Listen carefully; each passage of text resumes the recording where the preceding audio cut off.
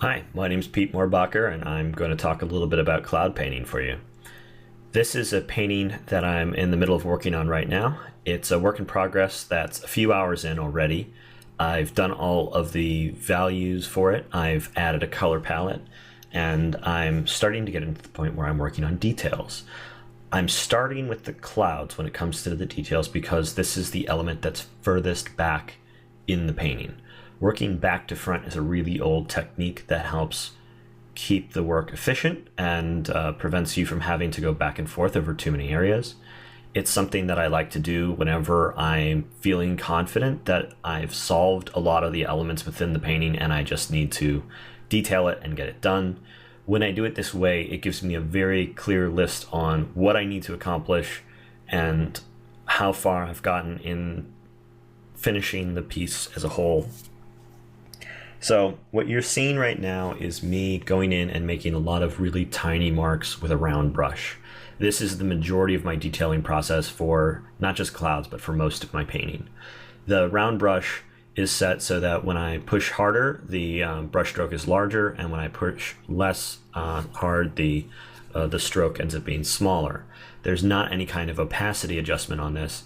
Instead, I have the opacity set at around 80%, and then I have the flow set down to about 40 to 20%. That gives it this the stroke, this character where the ends of the stroke end up being softer than the middle of it. And so I'm able to get soft edges and hard ones depending on whether or not I am making a stroke with or against an edge. This prevents me from having to switch back and forth between different types of brushes or switch a lot of parameters in order to work on large areas, small areas, hard edges, soft edges. I have a single tool that allows me to push all the pixels around in a very paint-like way and give an oil painting sort of look because I'm just sort of manually making decisions and letting the character of my brush stroke, the gesture of my hand, lead the look of the mark that's left on the surface. So it's not a custom brush. There's not a fancy tool set involved. It's just the round brush with the spacing turned down a little bit, the flow turned down a lot, and the opacity turned down a little bit. So this is something I've been using for basically my entire history as a painter, a digital painter, and rather than build on a lot of new tools, I've just become a very young curmudgeon, and I've just continued to try to learn a greater control and nuance with this very simple but versatile tool. It's to me an essential part of the look of my work and an essential part of creating a really the look that I'm creating here is a byproduct of the work process that I'm using. So you can see that early on I had a lot of the big shapes and transitions for these clouds established already. That was done really fast. Just a few quick big marks were able to block in the lighter parts versus the darker parts, what's being lit, what's in shadow.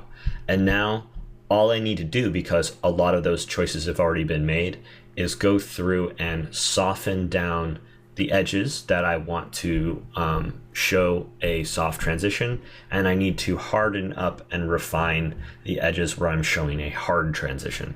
So these big, puffy cumulus clouds that I love to paint have these really hard edges to them. Each massive cloud, when it overlaps the sky or overlaps another cloud mass, creates this really hard edge transition.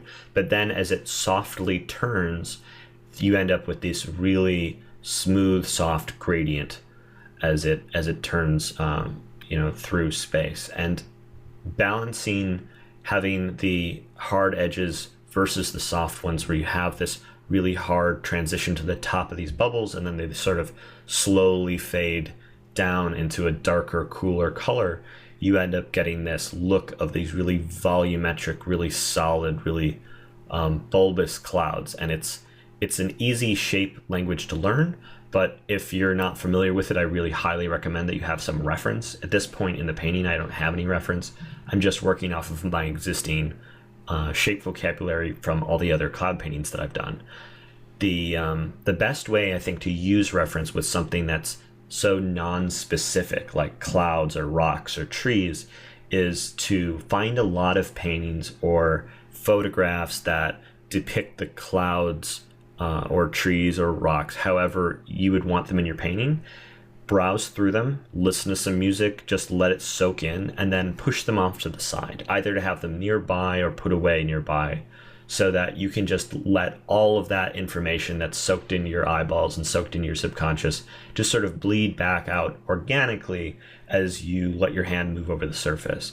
There's a lot of points where you have decision making, where you're choosing what marks you want to make and why you're doing stuff a certain way. But there's certain parts about the process that come sort of non-verbally and bubbling up from a place where you don't have a lot of decision making. So it's important to curate the circumstances by which you are working so that you are giving the best environment to that non-decision making, non-verbal part of your brain that is emulating the look of the clouds that you've seen in your reference photos. I think this is I bring in some reference later on just to double check to make sure that I'm not missing anything, that there's not something dramatically wrong. But you can see that I'm actually not making any big dramatic changes to the overall structure or look of this painting. I'm really just going through and trying to break down the larger marks into smaller ones, finding little errant brushstrokes here or there, things that are accidental or don't fit with the texture I'm trying to create, and either smoothing them out or crisping them up. And that's the entire process. It's just this sort of Zen moment of scrubbing through the painting inch by inch, identifying, is this in place? Is this out of place? That little blob right there was too bright, so I darkened it up just a little bit. But I considered it. Does it make sense to include a small area in the lower part of the painting where it's supposed to be darker to be a little bit bright, just to build in variation? And I think I probably spent a lot of brain power trying to estimate the importance of doing that and whether or not it fit.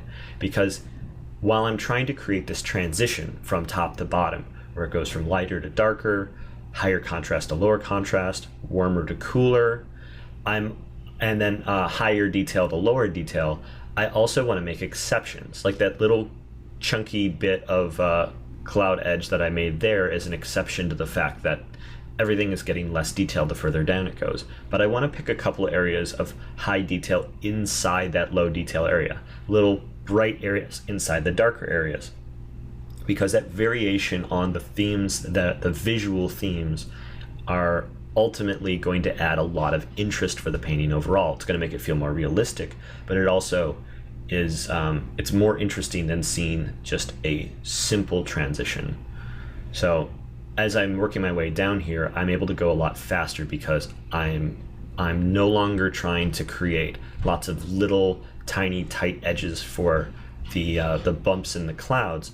Everything is starting to soften up and mush together and create it's all flowing along the lines of energy, sort of exploding out in a radial from the character. So I'm trying to mash it all up so that it follows the flow of the energy, and it's also transitioning from higher detail to lower detail as I get lower down. And you can see that I'm using the same round brush this whole time. Instead of trying to make precise low pressure marks where I'm making little hard brush strokes, instead I'm pushing harder and I'm sort of mashing the stylus around in order to create a softer, blobbier mark that's mushing into everything else around it. So instead of using like a blur or either a soft brush or a blur tool to be able to make that, I'm able to get that just by a different motion with the same brush stroke. I'm trying to work my way back up now that I've seen sort of the whole top to bottom scale of this thing. Now that I have the context of what everything's looking like at this very low part of it, where there's low detail and everything's real mushy, and the middle part where there's a transition between light and dark and high detail and low detail, how good do those top level tight details look? So I'm going to keep bouncing back and forth between them. I'm trying to try to work on different parts of the painting so that when I get back around to the part that I did early on, I will know whether or not I did it right. I will have a fresher perspective. I'm jumping around a lot because it's giving me a greater sense of context for each element. You can see I'm not zoomed in too tight here. I'm looking a lot at the navigator up in the upper right hand corner, so I can see on the high level, are the big shapes that I'm defining, are they still there the way that I defined them when the piece was rougher? Is there some strange edges or transitions that are coming up even in the thumbnail view? And then I'm looking at the main screen to try to determine whether or not the fine details are all matching up the way that I'm expecting them to.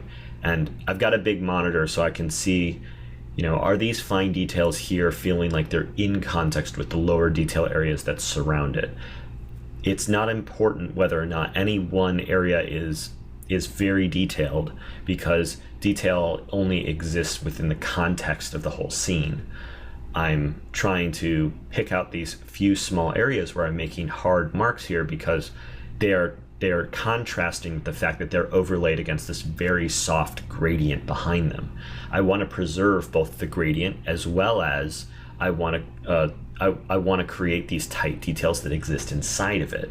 By having worked everything up from larger shapes down to smaller ones, I can check myself against older states of the painting, lower layers, and the overall look of the piece in the navigator to make sure that as I'm adding smaller and more precise details, I'm not ultimately losing these big soft transitions that I built in early on. And you can see that I'm also, as I'm trying to work on this background, it is defining the silhouette and the edge of the character that's in front of it. This is one of the big benefits to working back to front, because now as I go back through and do all the details on the character that's in front of these clouds, as I go back up to those same edges, now I have both sides of that edge clearly defined, and I only need to paint it once. So working in this organized way, it reduces the amount of redundant work I need to do. It speeds up the painting, not by making brushstrokes faster or more automatic, but just making it so I need to make fewer strokes overall, which is a big concern for me because my process is very manual. I'm not using textures, and I'm not overlaying, a photo with a blending mode on it to create some of these effects. I'm not using a custom brush that's naturally and automatically creating them with a single stroke. I'm going through and manually defining every single little nook and cranny using this very, very simple, very manual tool. So any efficiency I can build in having fewer passes over an area or being able to do it with fewer strokes, that increases the overall level I'm able to, the overall speed at which I'm able to make it. So now I've brought in a little bit of reference here, and I'm double checking to make sure that this thing, it's supposed to be symmetrical, but I don't want it to be too symmetrical. And I want there to be I want to make sure that the way that the light is passing through these clouds feels like clouds and not like some other material like plastic or cotton. And having some references that I can double check against give me a good perspective on that once I'm cleaning up the last few details. One of the big things I found with this was that these little tight hair edges at the top ended up not really matching that goal. And so what I was seeing is that in a lot of cases when the light was really, when there was a lot of light inside the cloud, that the blocks of color were much fuller and they didn't really have these tight hair edges on the way that I was expecting. And so I ended up mushing that out, leaving the transitions they were making, but not having them be these little tight hair edges quite as much. The other thing that I'm finding is that I left a few too many edges too tight. I had gone through on the first pass and left some of them being very loose, but I'm also going through and loosening some of them up right now. It helps add motion to the flow of these things. There's this sort of radial explosion of clouds that's happening behind the figure here, and I want to have that the flow of the lines of action moving through the clouds to follow that radial pattern to give it that sense.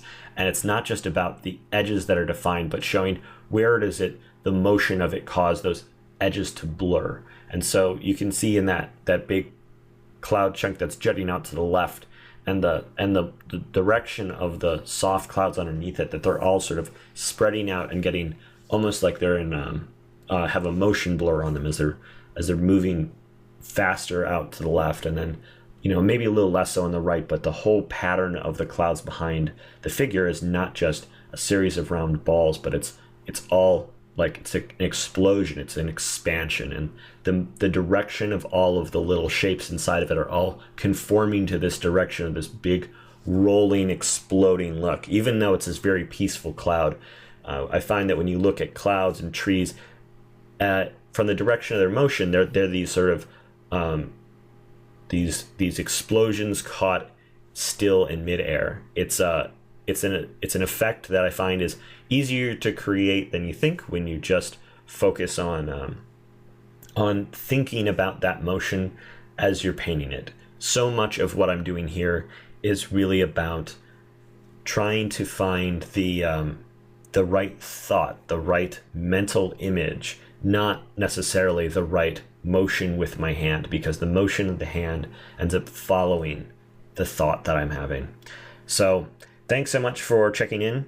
I hope this was informative. This isn't a super technical overview of this, but I'm not a very super technical painter. So this is an insight into what I'm really thinking about when I'm painting clouds. Thanks for joining me, and hope you check out the rest of my channel.